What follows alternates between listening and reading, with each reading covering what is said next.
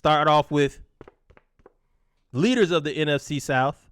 Start off with Victory Monday. Start off with, I believe, we're the number 3 ranked team in the NFC right now. The Atlanta Falcons defeated the Cowboys. Dang, you had to score 27-21. The Atlanta Falcons defeated the Cowboys 27. Patrick Mahomes, whatever. 27-21. Normally in a 27-21 game, and we'll talk about how we feel about it. This was a methodical beatdown for me. Did you watch the game? Absolutely. From beginning to end. How'd you feel about it? What'd you see?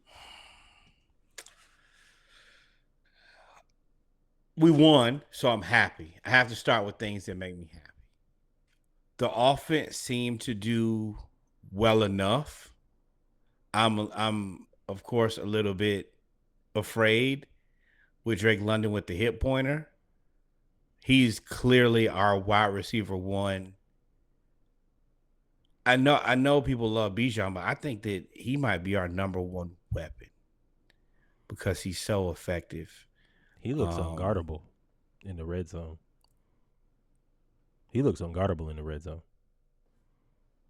He's just anything near him, he's gonna catch it. And you can throw it in a place where only he can get it, and he's gonna get it. And he's a problem. You're right, he's a problem in the red zone for any cornerback. The defense was not the defense that we needed. This is another game to me that Cowboys not at full strength and literally falling apart in front of us. No Michael Parsons. Dak leg fell off.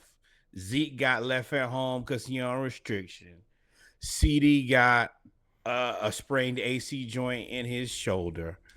And we still only won by 6 points. Now, I will say, and I was talking to Tinsley about this, we were in control of the game the entire time, top to bottom. There was never a point where it looked like, oh, the Falcons are going to lose this. But at the end of the day, we have to do a better job of putting away teams that are not at full strength, which I will say, this Chiefs and Bucks game makes me feel better about us struggling to beat them without Godwin and Mike Evans. Because they're finding a way to manufacture offense without their wide receiver 1 and 2, which are probably their 2 best offensive weapons. And so RB1. It just ain't us. And RB1. Yeah. Rashad White is their starter. You're right. And Kansas City defense ain't no slouch. So that makes me feel a little bit more comfortable. But I think that I didn't like giving up 21 points to the Cowboys as constructed. But I'm happy we beat them.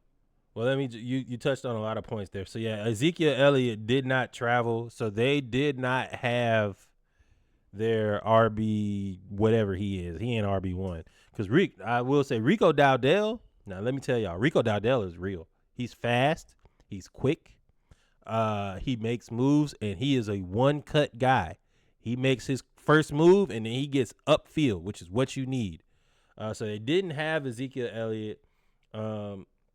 Yes, Dak did get hurt. He's expected to miss several weeks with the hamstring, and his hand was like he had an allergic reaction to something. Like, it was so swollen. So his hand was hella swollen. He did hurt his hamstring. So the Cowboys were beat up. I will say that. The Cowboys were beat up, but the score is 27-21. It's not it wasn't as close as you think. They scored a touchdown at the end of the game with like a minute left because it was 27-14. The touchdown that they had to Rico Dowdell, the first one, should have been an interception, should have been a drop, and he juggled the ball and somehow ended up still catching it for a touchdown while he was literally on his back. So if you take away those two, the lucky touchdown, and you take away the the garbage time touchdown where they scored but didn't have any timeouts and we just got the ball and knelt. There was really, our defense actually played pretty decently. What I like about this game and what I saw, as I said, there's another video, my live reaction to it, where I just kind of gave what I thought about in the moment. I really like the thought process of us using Bijan and Algier. I still don't agree with how often. I think it should be a 1.5 to 1. I think it should be if Algier can't be 19-6, yo. It can't be. If Bijan Robinson has 15 carries, Algier has to have 10. Because if you looked at this game and how they used them, they let Bijan run wild. He was running everywhere. They did zone read. They did to the zone stretch plays. They did counters. They put him in the slot, especially when what's his name went out? Drake London went out. They were putting him everywhere, and Dallas just got tired. They got tired chasing Bijan around, and as soon as they got tired, what we do? Put in Algier, and he would go in there for, one run, but it'd be 7 yards, and then we throw the ball for a touchdown, and then at the end of the game, to basically seal it, they gave him the ball at the 7, and he ran through the whole defense, and they were just beat down. So I like how we're using them and deploying them, because Zach Robinson, hey, shout out to you. I apologize to Bobo in the college football segment, because Carson Beck was playing like butt.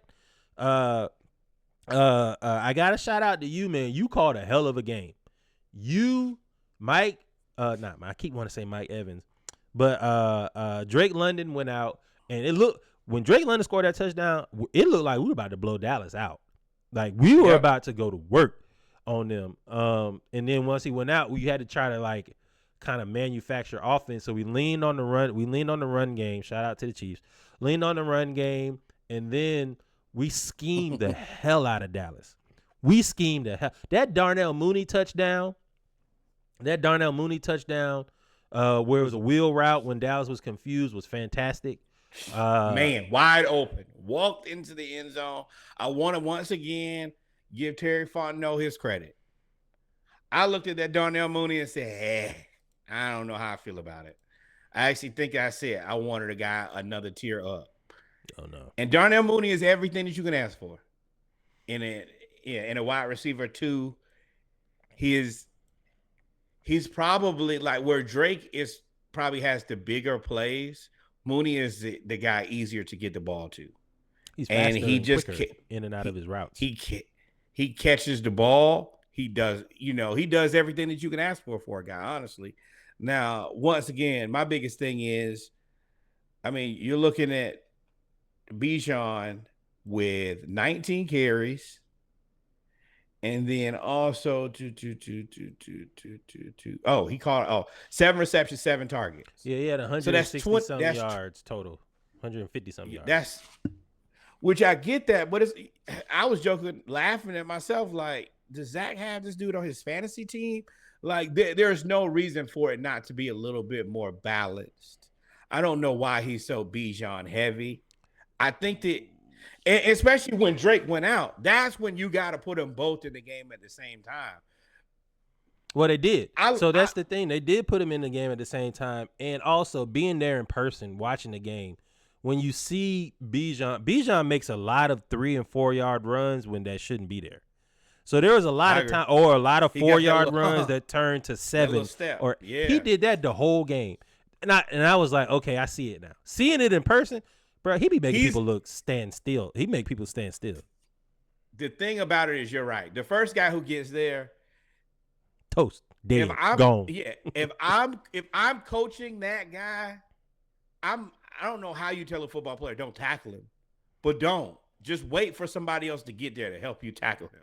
I know that's difficult to say to a man whose job is tackling people, but if you try to tackle him one-on-one, I don't know of a person who's really suited to do that at a high level. I say that about both, really. But yeah, because, well, fire and ice, thunder and lightning.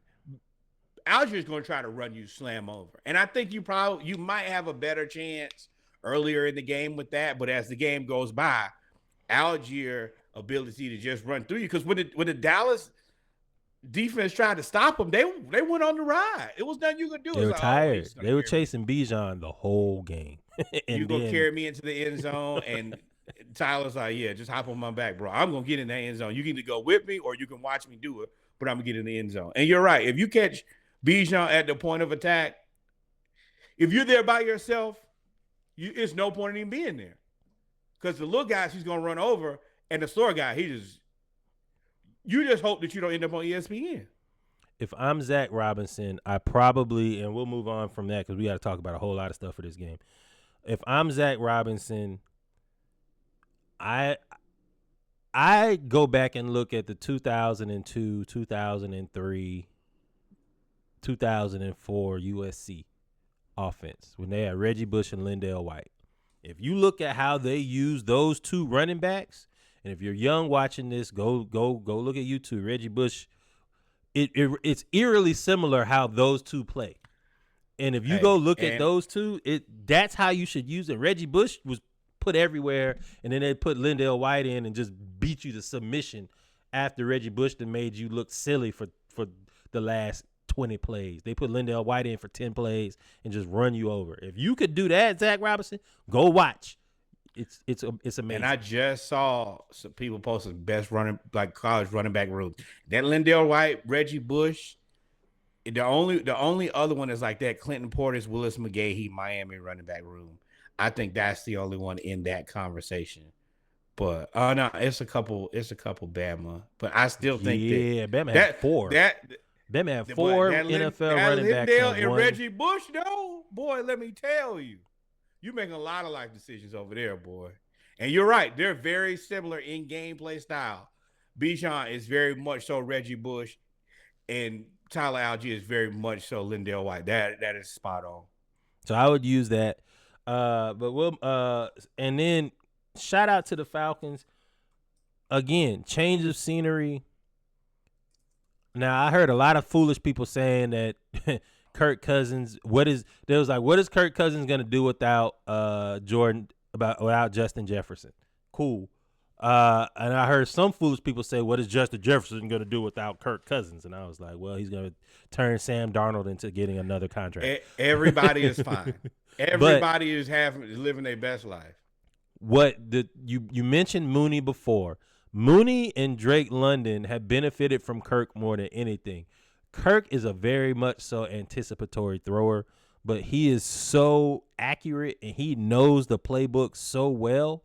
And now that he knows his receivers, I think he's got more time with Mooney because Mooney hasn't been as hurt. But he's got the timing is starting to get down on these passes and our play action along with this timing. And I think he's getting more confidence in his Achilles, honestly, because he was jumping up and down and doing that, which I never saw him do. We look offensively, if Kyle Pitts can block, we look scary because Drake London has 6 TDs in 9 weeks, and he has 6 TDs in his first 2 seasons as a Falcon.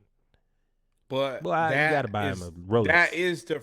That's the frustration of us having shitty quarterback play for the last 2 seasons of watching Marcus Mariota and watching Desmond Ridder just throw the season away. And it's frustrating because we could have played Taylor Heineke and at least been a playoff team. That's what this proves. You didn't need the best quarterback in the world. You could have got to the playoffs for a substandard quarterback. And now that you have a standard quarterback, I mean, especially Bucks lose tonight, the NFC South. I think we clinch if we beat the Saints, and then we play Carolina the last week, so we're at a half-point way of the season. If we beat, I think we got to win 2 more games, and I think we clinch. If the Bucks lose 2 and we win 2, I think we clinch.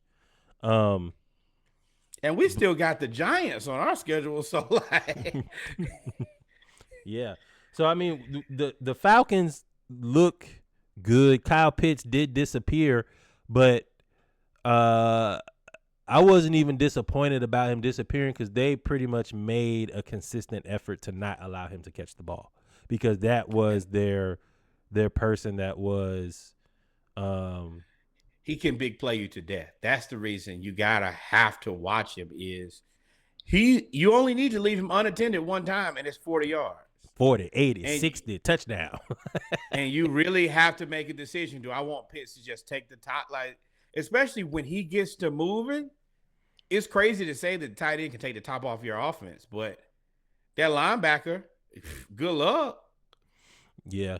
Yeah. Now, I will say, Pitts, I said it last week. I'm going to say it this week. You got the block now. That sack fumble that Kirk Cousins had, that was all you. He ran around you. I want to tell you, Kyle Pitts, you got to make sure that you bring enough to this team that they want to keep you around, because you're going to ask for at least a decent amount of money. And if you don't command that money, there are other guys who have come right on in the NFL, come right on around you and playing better than you.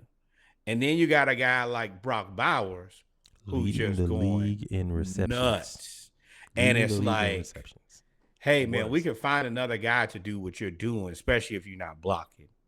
On the games that you're good, you're very good.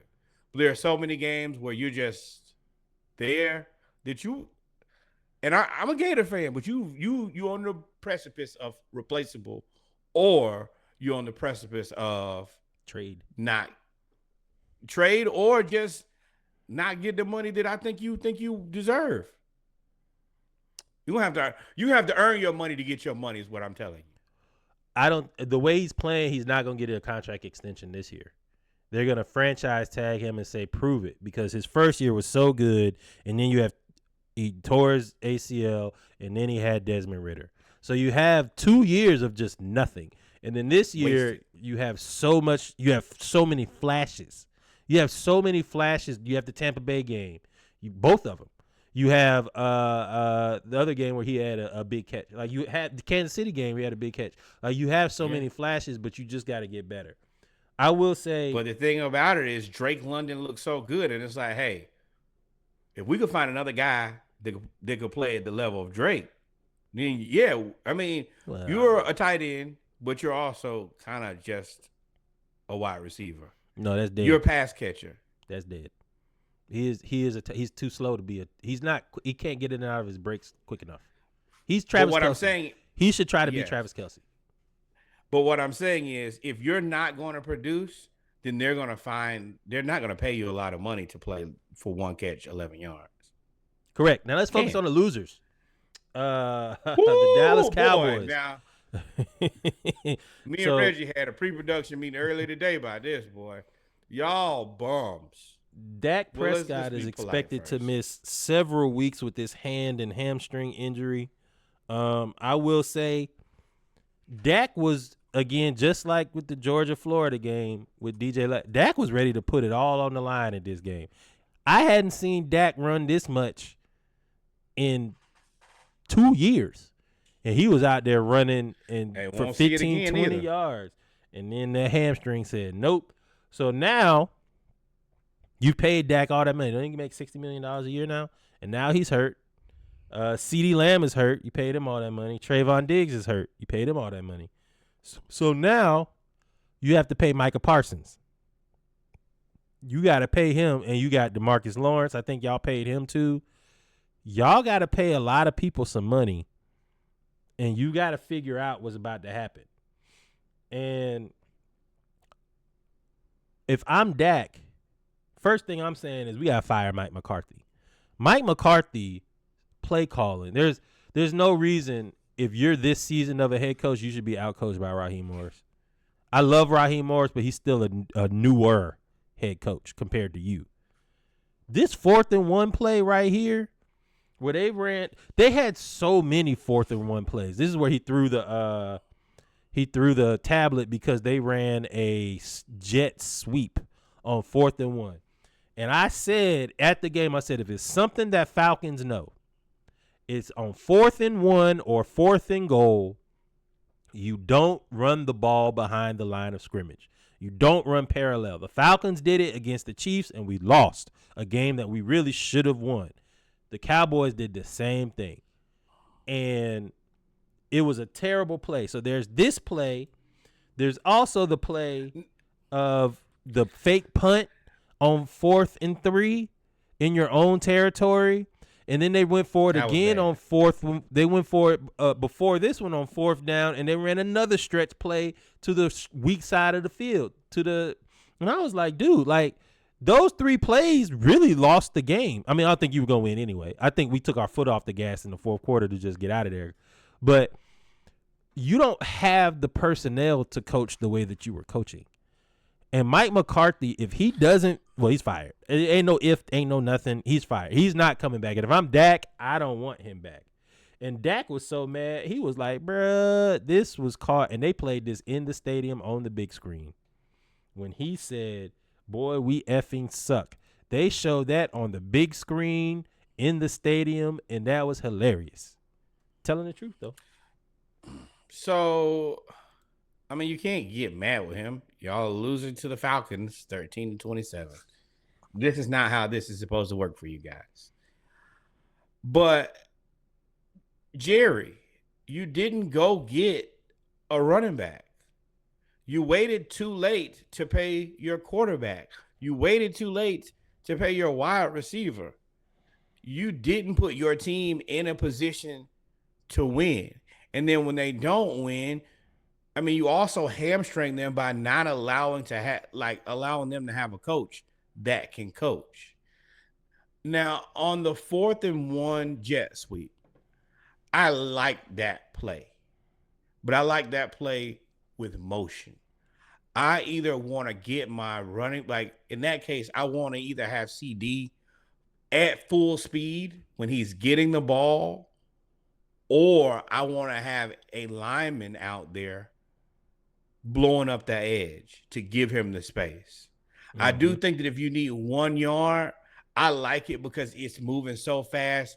It's almost impossible for the defense to stop. If that guy's already moving fast, or if or there are blockers out there in the way. Like when the 49ers do it, that's when they move Trent from one side to the other, and Trent just wipes out the whole sideline. So by the time you get over there, whatever's left, just run straight, son. But when you don't do that, then no, it's not going to work. And I will say you played into the hands of what our linebackers do best. You know, that's the thing for us. You should – if you make them have to guard somebody, then they can be had. But asking them to come up and make a tackle, oh, yeah, they're going to do that all day. You bailed them out. That's just poor play calling. Like that, and not even like just poor play calling. This is simple things that, once again, me and Reggie have jobs we're professionals at. We knew not to do that. Yeah. You could have done anything. Now, I'm not mad. I'm not mad at them giving the ball to CD because they did the one thing that a lot of teams don't do is, especially one, you don't have Zeke. Dak is hurt. Put the ball in the best player you got left on the field. I like that, but I think that the play go back and look at that game. CD went off on the sideline. CD ain't had no catch in the first half, in like the first quarter or the first. Yeah. Matter of fact, he only had 2 catches for the game. He didn't have. That was a run. They did that because he cussed everybody out and they weren't giving him the ball. But what I'm saying is he's the best. He was the best offensive weapon. It's the same thing you used to say about OBJ and the Browns. Hey, I don't care if you can't throw him the ball. If he's your best player, get him the ball and let him figure it out. That's why you pay him $40 million a year. Get out the way. Yeah. Now, you could do something a little bit better than what you did. That was just stupid. But we're perfectly fine with enjoying the Cowboys, watching them get their ass whooped. And we laugh at their tears. Jerry Jones had an emotional message for the Cowboys after a painful loss to the Falcons. Let's see if we can play this. I think he had him. Is it the video? Oh, yeah. NFL can do you in. This is not a good time. I really regret this for all of our Dallas Cowboy fans. I will tell you this, that I've been around. I've seen Michael Irvin tear up and cry when he couldn't lose anybody because he's just recovering from knee surgery. Yet his ass came back and led a team to 3 Super Bowls. I know you can be there if you're there. That room's full of guys that can get it done. I believe in them, coaches and all. Just any team in the NFL can do you in. Jerry, You lying. you rule. You lying. No, no. I don't think that he's lying. He's seen. I think that you're delusional. Heavy on the delulu. You have made sure that you will never have a competent coach and then wonder why your team can't execute. It's because there's no coaching over there. Now, on top of that, you also cheaped out on your stars who are not motivated to give you any more than they absolutely are required because you don't pay them on time. If I always got to come to you and beg you for my money, then yeah, I'm going to take my money, but don't ask for nothing extra. And you see how Mahomes hopped right on out there? His leg might really be broke and fell off. But they gave Mahomes you $500 million. And he believe, and I think that he believes that the ownership group supports and believes in him. Unlike Dak, who you have told at every turn that I really never want to give you this money. You just keep taking it from me.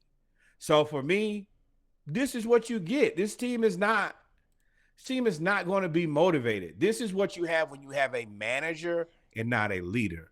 There's no leadership for this team. Yeah, and the team doesn't believe in them. And this will be my last point, and then we'll move on. The team doesn't believe. So the Cowboys fans didn't even care. Like, they were there and they were loud when they were scoring, but every time that they messed up, it was so deflating that they wouldn't even cheer no more. Like, and after that fake punt, that was it. Was leaving. Atlanta probably made more money at the bar in the third quarter than the whole time. They just went and got drunk after that fake punt. Like that was it. So it was a good game overall. I'm happy the Falcons won. Next week we got the Aints. We're 4-0 in the division. We have a chance to go 5-0 with only the Panthers left. And if that happens and we go undefeated in the division, I won't have enough hands to pat myself on the back for predicting that at the beginning of the season. But we got to beat the Aints. Now, I want to put this in context because context is of the utmost importance here. Falcons 6-3. 3-3 at home, which is kind of disappointing. 3-0 away. We on a 2-game winning streak. The team directly below us just lost to the Chiefs. They're 4-5. Context: they're on a 3-game losing streak. They're trending downward. You have the Panthers, who are 2-7. They have a 1-game winning streak, and that's only because they beat the Saints, who are 2-7 and have a 7-game losing streak. Talk about things going our way. Now, I'm going to tell you that me and Reggie have been good soldiers.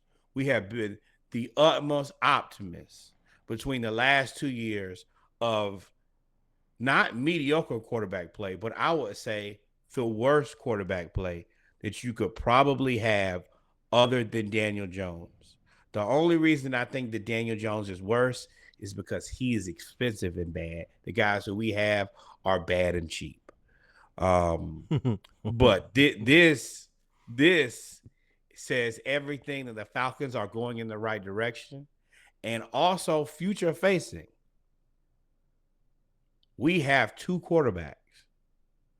The rest of these teams, between the 3 of them, have 1 quarterback, and that's Baker. And I saw Michael Penix Jr. else? throw the ball 70 yards in warm-ups. I mean, he launched it. And I was like, oh, he just letting y'all know. He just letting y'all know. He was just throwing. Hey, Kirk, now I'm going to get this job.